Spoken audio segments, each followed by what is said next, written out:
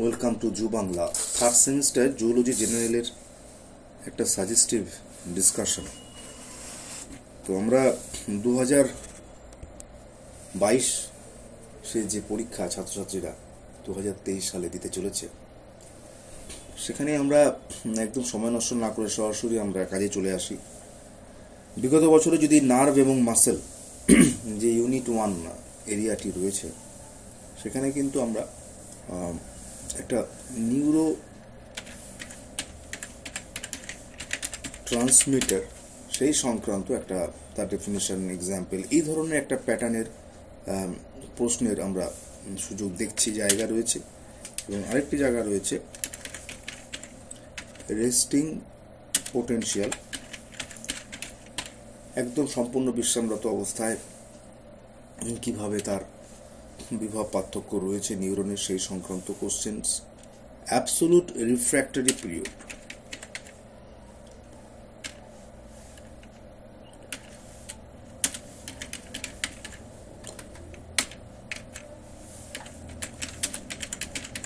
এইখানে এসছে। এবং আরেকটি প্রশ্ন আমরা দেখতে পাচ্ছি সোডিয়াম এবং পটাশিয়াম পাম্প। তো মূলত দেখতে পাচ্ছি আমরা যে নার্ভ অ্যান্ড মাসেলসের যে পোর্শনসটা রয়েছে, সেই পোর্শনসে মূলত প্রশ্নটা থাকছে হচ্ছে neurotransmitter, resting potential, absolute refractory periods এবং সোডিয়াম পটাশিয়াম পাম্প। যে প্রশ্নগুলো আসার সম্ভাবনা এখান থেকে উঠে আসছে সেটা হচ্ছে যে একটা নিউরনের গঠন, তার নোটস অফ রাইনভিয়ার থেকে আরম্ভ করে সোয়ান সেলস, মাইলিনেটেড, নন মাইলিনেটেড নার্ভ ফাইবার, সেখানে তার নার্ভ প্রোপাগেশনটা কিভাবে হচ্ছে। তো propagation of action potential in myelinated, unmyelinated nerve fibre, সেখান থেকে আসার সম্ভাবনা। এবং যে স্কেলেটাল মাসেল, সার্কোমিয়ার, জেড লাইন, সেই পোর্শনসটা এবং ফাংশনাল ইউনিটস যেটা সার্কোমিয়ারের, কারণ মাসকুলার যখন কন্ট্রাকশনস হয়, মাসকুলার কন্ট্রাকশনের সময় actin, myosin, troponin, tropomyosin, calcium ion, ATP, তার যে কালেকটিভ পারফরমেন্স, এই জায়গাটি কিন্তু খুব গুরুত্বপূর্ণ একটা আসতে চলেছে। ডাইজেশন যদি আমরা দেখি, ডাইজেশনের প্রশ্নের ক্ষেত্রে এসছে enzymes involved in carbohydrate metabolism. তো এভাবে একটা প্রশ্ন দেখা যাচ্ছে। সেক্ষেত্রে কিন্তু শুধুমাত্র মেটাবলিজম নয়, সিলেবাসে এখানে পরিষ্কার বলা আছে অ্যাবজর্পশনের কথা, অর্থাৎ তার শোষণ তলটা। সেক্ষেত্রে কার্বোহাইড্রেট, প্রোটিন, লিপিড তিনটেরই অ্যাবজর্পশন খুব গুরুত্বপূর্ণ। এবং ওদিক থেকে প্রোটিনের মেটাবলিজমের পার্টটি, সেক্ষেত্রে যে ডাইজেস্টিভ এনজাইমস যারা ইনভলভ করছে, ইভেন প্যানক্রিয়াসের রোল, বাইল রোলস, লিভারের রোল, এইভাবে প্রশ্নগুলো কিন্তু থাকবে। তবে 2022 যে পরীক্ষাটি 2023 সালে হতে চলেছে, তাতে অ্যাবজর্পশন অফ কার্বোহাইড্রেট, প্রোটিন, লিপিডের মারাত্মক গুরুত্ব রয়েছে। তো এই জায়গাটি একটু ভালো করে দেখা দরকার। রেসপিরেশনের ক্ষেত্রে আমরা বলতে পারি সঠিক অর্থে সেভাবে রেসপিরেশনের পুরো পোর্শনটাই গুরুত্বপূর্ণ। এবং এখানে রেসপিরেশনের ট্রান্সপোর্ট অফ অক্সিজেন, সেক্ষেত্রে যে বা কার্বনের ক্ষেত্রে গ্রাফিক্যাল প্রেজেন্টেশন, পিএইচ এবং তাপমাত্রার প্রভাব, তার উপরে কিন্তু আমরা দেখছি খুব গুরুত্বপূর্ণ প্রশ্ন আসে। এবং এখানে যে কার্ডিওভাস্কুলার সিস্টেম, সেখানে কার্ডিয়াক সাইকেল, তার উপরে প্রশ্ন এসছে। কিন্তু কার্ডিওভাস্কুলার সিস্টেমের মধ্যে অনেকগুলো পোর্শনস আছে। পোর্শনসের মধ্যে আমরা মূলত যেখানে দেখি যে একটা রক্তের যে উপাদানগুলো রয়েছে, রক্তের যে উপাদান এবং এসএ নোড, এভি নোড, তার যেখানে কন্ডাকশনস হচ্ছে নার্ভ ইম্পালস যে রিজিয়নস দিয়ে, সেটার উপরে জোর দেওয়া দরকার। এবং সবচেয়ে বড় কথা যে কার্ডিয়াক সাইকেলের তো অনেক পোর্শন থাকে, slow filling phase, rapid filling phase, তো সেই জায়গাগুলো কিন্তু থাকে। এবং স্ট্রাকচার অফ হার্ট, সেক্ষেত্রে আমরা যেটা বললাম origin and conduction of the cardiac impulse, তো bundle of His, Purkinje fibre, SA node, AV node, এটা খুব দরকারি হবে। কম্পোজিশন ব্লাডের ক্ষেত্রে প্লেটলেটস, ডব্লিউবিসি, তার কাউন্ট, তার ফাংশনাল ইম্পর্টেন্স, এই জায়গাগুলো আমাদের খুব দরকার। যদি আমরা এক্সক্রিশন দেখি, এক্সক্রিশনের ক্ষেত্রে দেখতে পাচ্ছি আমরা যে গ্লোমেরুলার ফিল্ট্রেশন যে রেট তার উপরে খুব জোর এসছে, জাক্সটা গ্লোমেরুলার যে অ্যাপারেটাস সেটার উপরও খুব জোর থাকছে। তো এখানে মূলত প্রশ্নটা থেকে একদিক দিয়ে পরিষ্কার বার্তা যাচ্ছে যে নেফ্রনের যে হেনলি লুপস এবং যে কাউন্টার কারেন্ট মেকানিজম অত্যন্ত গুরুত্বপূর্ণ হতে চলেছে এবছর। আর ইউরিন ফরমেশনের ক্ষেত্রে একটা হেনলি লুপের রোল থাকে, অ্যাসেন্ডিং ডাক্ট, ডিসেন্ডিং ডাক্ট এবং তার কালেক্টিং ডাক্টের উপরে হরমোনাল ইনভলভমেন্টস।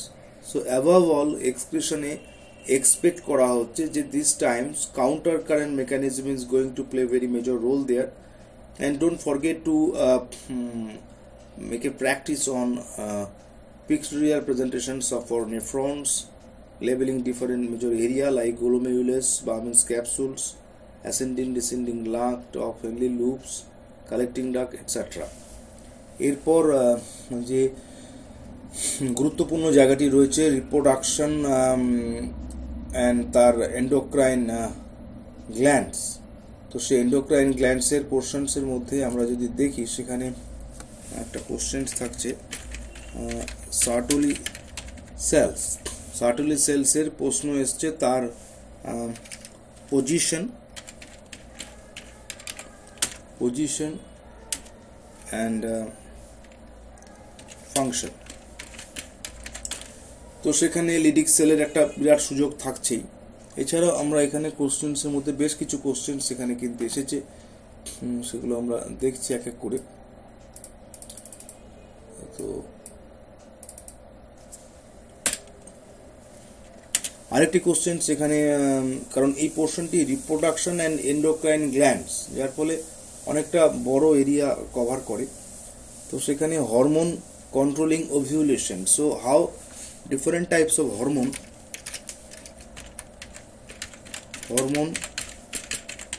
কন্ট্রোলিং ওভিউলেশন, তো কিভাবে ওভিউলেশনটাকে কন্ট্রোল করছে তার উপরে কিন্তু ডিম্বাণু তৈরি হওয়া, রিলিজ হওয়া, সেই জিনিসটা প্রশ্ন থাকছে। হরমোন রিলিজ ফ্রম ওভারি, তো সেখানে হরমোনস রিলিজ ফ্রম ওভারি আমরা যেমন সার্টোলি সেলের ইনভলভমেন্ট দেখলাম, ওভাম তৈরির সঙ্গে যে ম্যাচুরেটিং যে হরমোনসগুলো তার রোল দেখলাম, তেমনি হরমোন যেগুলো ওভারি থেকে বেরিয়ে আসছে তারও ইম্পর্টেন্স আছে। So whenever we are considering this reproductive area ovarian testis, সেখানে যে জায়গাগুলো খুব গুরুত্বপূর্ণ হতে চলেছে টেস্টিস এবং ওভারির হিস্টোলজির major area and the hormone involve in spermatogenesis, যেগুলো কি করে স্পার্মকে ম্যাচিওর করতে সাহায্য করে সেই জায়গাটা। দেন ওভারঅল মেনস্ট্রুয়াল সাইকেলের হরমোনাল পোর্শনস চলে এলেও role of corpus luteum and progesterone hormone how perform or how play important role for implantation of placenta সেই পোর্শনটি।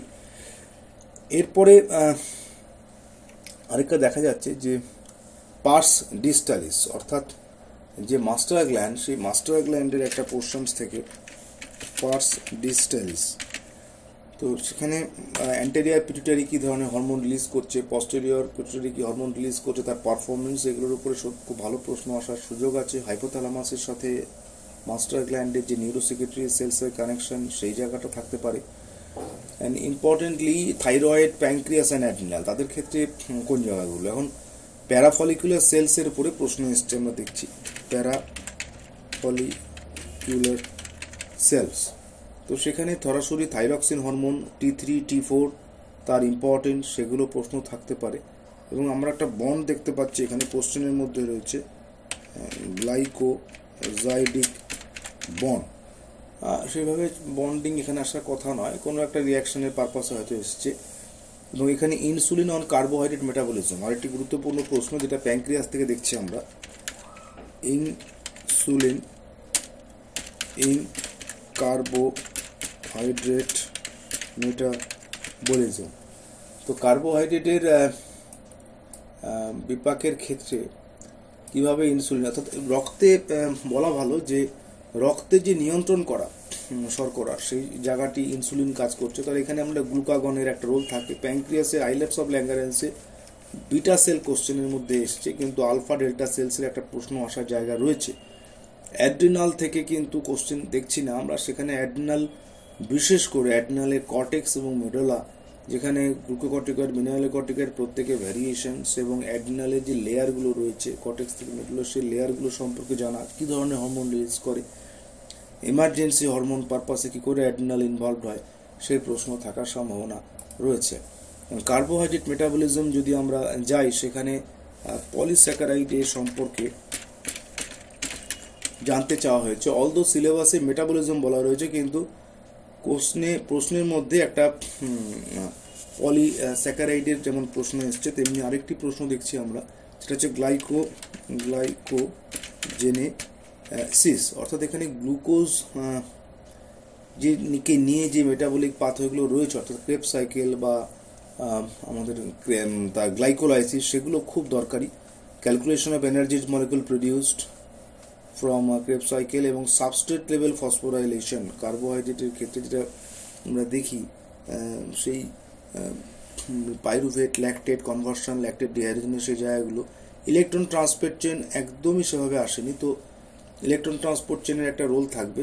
তার সাথে পেন্টোজ ফসফেট পাথওয়ে, এবছর পেন্টোজ ফসফেট পাথওয়েটা একটা দরকারি পার্ট হয়ে উঠতে পারে।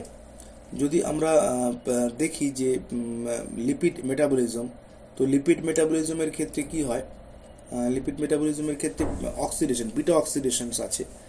এখানে বেশি কিছুই না, end product of beta oxidation, এইটুকু পোর্শন শুধু আমরা দেখছি, অর্থাৎ বিরাট সুযোগ রয়েছে প্রশ্ন আসা, like carnitine shuttle, then beta oxidation of palmitic acids or linoleic acids, saturated এবং আনস্যাচুরেটেড যে ফ্যাটি অ্যাসিড রয়েছে তাদের মেটাবলিজমের জায়গাটা, এবং কি করে মাইটোকন্ড্রিয়ার মধ্যে ট্রান্সফার করা হয় ফ্যাটি অ্যাসিড, সেখানে কার্নেটিন শাটলের রোল কি, and prior to beta oxidation they need to activate that particular fatty acid, সেই পোর্শনটাও কিন্তু খুব গুরুত্বপূর্ণ। যদি আমরা প্রোটিন মেটাবলিজম দেখি, প্রোটিন মেটাবলিজমের ক্ষেত্রে একটা ট্রান্সঅ্যামাইনেশন এবং ডিঅ্যামাইনেশন, তার যে ডিফারেন্স, অর্থাৎ ট্রান্সঅ্যামাইনেশন অ্যান্ড ডিঅ্যামাইনেশন ডিফারেন্স থাকলেও বেসিক জায়গাগুলো কিন্তু তার একটা এক্সাম্পলের জায়গা সবসময় থেকে যায়।